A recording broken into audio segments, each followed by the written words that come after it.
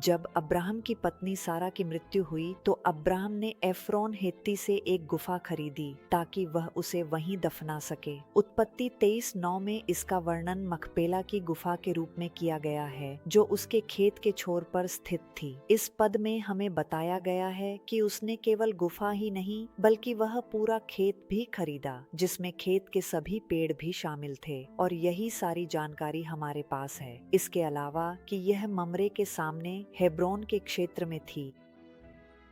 जब रॉन 1979 में यमाल के घर गया और उसने उसके जमीन पर आग और रोशनी की अजीब कहानी सुनी जिसे कोई समझा नहीं सका, तो उसने विश्वास किया कि मखपेला की गुफा वहीं है।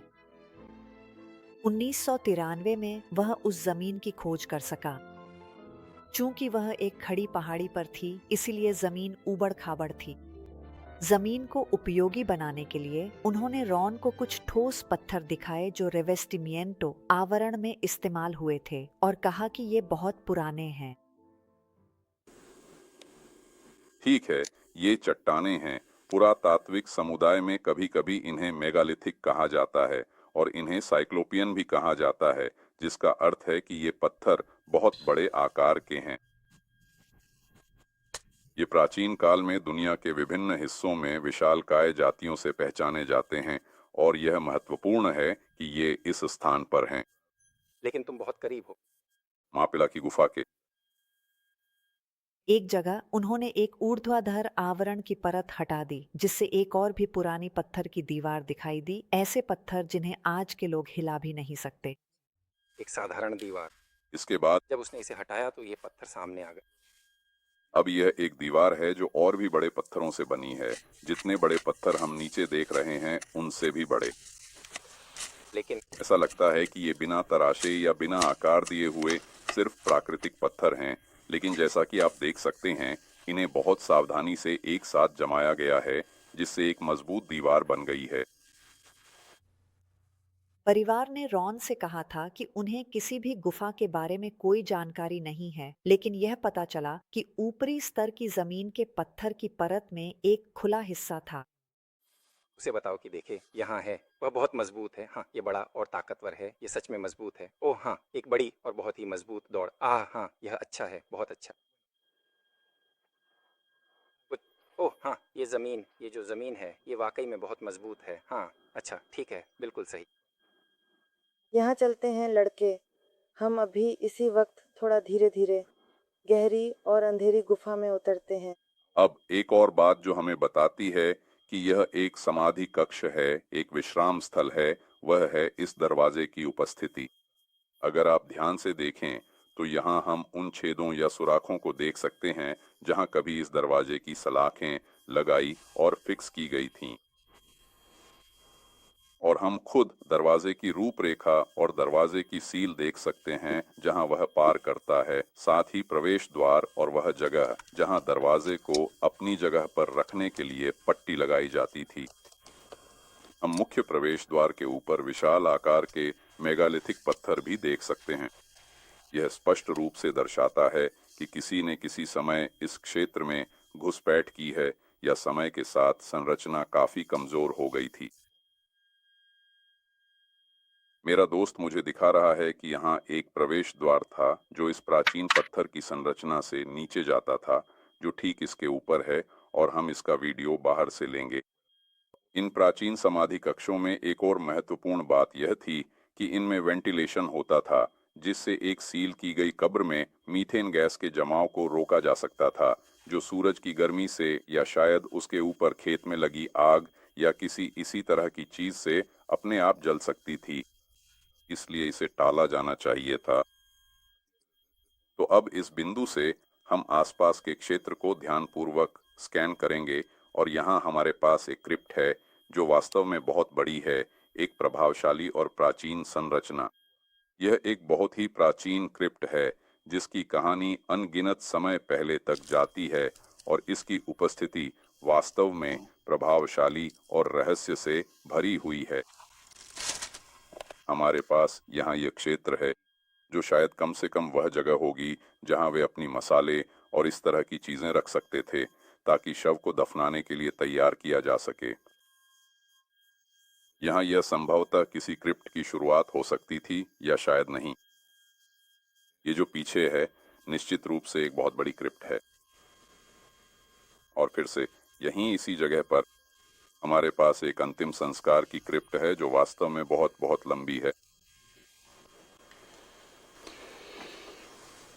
ओह, ये वास्तव में इस सांध्यकालीन दफन का एक अभिन्न हिस्सा है और जैसा कि आप ध्यान से देख सकते हैं इस क्षेत्र के निचले हिस्से में यह एक काफी लंबी क्रिप्ट है, एक दृश्य रूप से प्रमुख तत्व जो पूरे दृश्य में फैला हुआ है। ये है वो, और यहाँ कुछ हड्डियाँ हैं लेकिन वास्तव में बहुत ज़्यादा नहीं। हम समाप्त करने जा रहे हैं, तो हम इस कोडिंग को करने के लिए दर्पण लेंगे। मुझे लगता है कि ठीक वहीं से, उसी बिंदु से यहाँ तक इसकी लंबाई लगभग 3 मीटर है। हाँ, 3 मीटर और 33 सेंटीमीटर अगर सटीक कहें तो।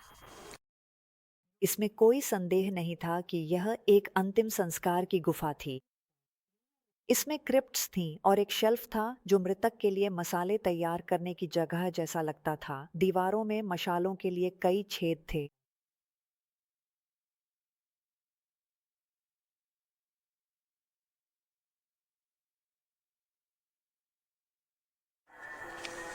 ठीक से चारों ओर देखने पर ऐसा लगता है कि ठीक वहाँ दूरी में गुफा का मुख्य प्रवेश द्वार है और उससे थोड़ा आगे स्पष्ट रूप से दिखाई दे रही है वह पुरानी घर है। तो अब मुझे यहाँ से गुजरना होगा, इस जगह से जो कांटेदार तार से ढकी हुई है। ध्यान से देखो, तुम साफ देख सकते हो कि यह यहीं से निकल रहा है, एक खास तरीके से फैलता हुआ।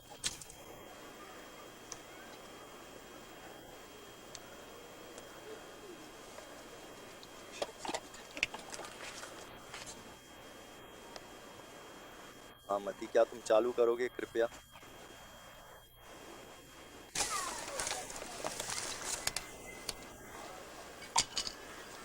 ठीक है, वह सीधा दक्षिण दिशा में है। हाँ ठीक है, चलो देखो, ये दक्षिण है। यहाँ हम इन बाणों को पास आते हुए देख सकते हैं।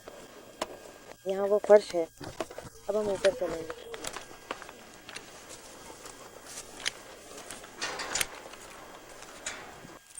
ठीक है, जब मैं गुफा को ठीक नीचे देखता हूँ और यहाँ ऊपर एक और ऊंचे स्तर पर यह है।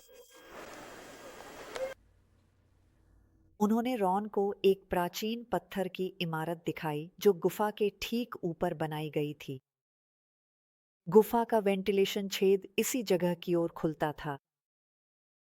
अब हमें गुफा के ऊपर के हिस्से और यह कि उन्होंने कैसे एक घर बनाया उसकी कुछ तस्वीरें लेनी हैं, या उसके ऊपर चारों ओर से एक खास कमरा बनाया गया है। यह एक तरफ है, ये गुफा का पूर्वी हिस्सा है। और इस कोण को देखो, कितने बड़े पत्थर हैं, खासकर ये नीचे वाला। अगर हम ध्यान से देखें तो इस किले की मुख्य नींव के रूप में बड़ी और मजबूत पत्थर हैं। अब हम दूसरी तरफ जाएंगे ताकि देख सकें कि ये कैसे बनाई गई हैं और अधिक विस्तार से। ये आधुनिक है, ये वास्तव में प्राचीन नहीं है, क्योंकि हमारे पूर्वजों, हमारे माता पिता ने इन्हें बनाया था जब वे पूरी तरह से इसी भूमि पर रहते थे। यहाँ ये सारी छोटी छोटी बाड़ें हैं, है ना? छोटी बाड़ें आधुनिक हैं, आधुनिक हैं, ठीक है। और जब आप देखते हैं कि प्राचीन और आधुनिक कैसे बनाई गई हैं, तो आप उनके बीच का अंतर महसूस कर सकते हैं। ठीक है, अब हम उस कमरे में प्रवेश करेंगे जो खुद गुफा के ऊपर बना है। यह है प्रवेश द्वार।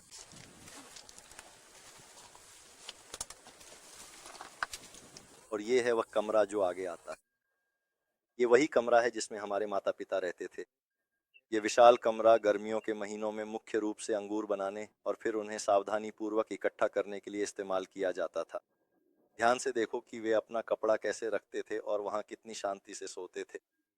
और मैं व्यक्तिगत रूप से, मैंने भी इसी जगह पर तब सोया था जब मैं एक छोटा बच्चा था। यह चित्र वितरण की एक बहुत ही बुनियादी समझ देता है। यह इमारत एक समतल सतह पर स्थित है और गुफा ठीक नीचे है।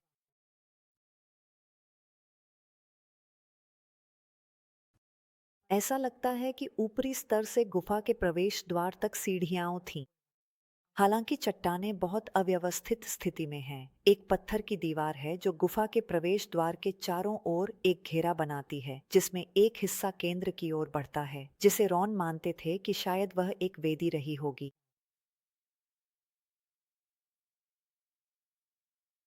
गुफा का स्पष्ट रूप से उपयोग दफनाने के लिए किया गया था, लेकिन हड्डियां कहाँ हैं? इसका उत्तर शायद उस खोखले स्वर से जुड़ा हो सकता है जो रॉन ने तब सुना जब उसने एक बड़ी चट्टान को उजागर हुई चूना पत्थर पर फेंका था। ऐसा लगता है कि गुफा में किसी अन्य कक्ष में जाने का कोई प्रवेश द्वार नहीं है। हालांकि जब परिवार ने गुफा के प्रवेश द्वार से लगभग 6 मीटर अंदर पत्थर की परत का एक हिस्सा हटाया तो उन्होंने एक विशाल चट्टान पाई जो कुछ छोटी छोटी पत्थरों के सामने रखी थी, जैसे कि वह उन्हें सुरक्षा दे रही हो। जब उन्होंने छोटी पत्थरों को हटाया तो उन्हें ऐसा लगा कि यह एक गुफा का प्रवेश द्वार है जो अब मिट्टी से भरी हुई है और ठीक उसी चूना पत्थर के सामने है जहां रॉन ने खोखला स्वर सुना था। यह पहाड़ी के ऊपर पत्थर की संरचना से बहुत दूर नहीं है। मुझे लगता है कि यह संभव है कि गुफा में सबसे पहले दफनाए गए और जिनके लिए शोक मनाया गया उनके हड्डियों का अंतिम विश्राम स्थल मिट्टी के पीछे किसी दूसरी गुफा में हो। हमने यह भी जाना कि आम सहमति यह थी कि ज्यादातर लोग नहीं मानते कि पारंपरिक स्थल ही मापिला की गुफा है। उत्पत्ति 23:9 में लिखा है कि मापिला की गुफा एक खेत के छोर पर है। यह गुफा निस्संदेह सचमुच खेत के बिल्कुल छोर पर स्थित है। यहाँ एक कब्र गृह गुफा है जिसमें 3 बहुत बड़ी क्रिप्ट्स हैं। क्या यही मापिला की गुफा है?